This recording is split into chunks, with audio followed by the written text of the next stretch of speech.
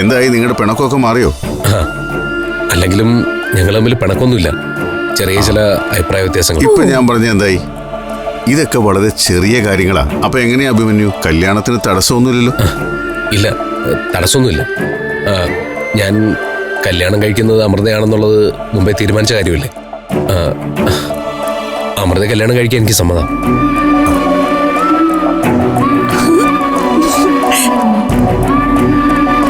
പക്ഷെ ഇപ്പോഴല്ല. പിന്നെ അശ്വതിയുടെ കല്യാണം കഴിഞ്ഞതിന് ശേഷം.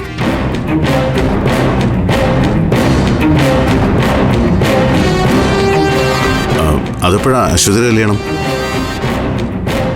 എന്തായാലും നമ്മളിപ്പോ തീരുമാനിച്ച ഡേറ്റിൽ നടക്കില്ല. പിന്നെ എപ്പോഴാ? ഞാൻ പറഞ്ഞില്ലേ, അശ്വതിയുടെ കല്യാണം കഴിയട്ടെ. അവള് ചെറിയ കുട്ടിയല്ലേ?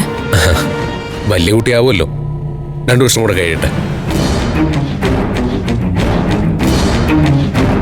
അപ്പൊ 2 വർഷം കഴിഞ്ഞിട്ട് നിങ്ങളുടെ കല്യാണം നടക്കുള്ളൂ?